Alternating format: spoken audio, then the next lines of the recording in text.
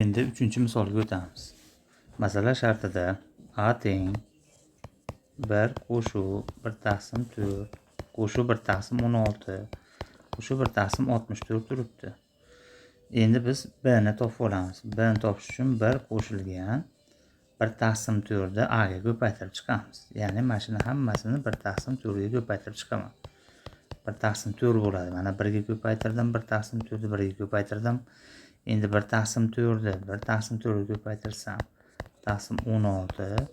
3-chi qo'shuvchiga ko'paytiryapman 1 taqsim 64 va oxirgisiga ko'paytirsam 1 taqsim, ya'ni 1 taqsim 4 ni 1 taqsim 64 ga ko'paytiryapman 1 taqsim 256.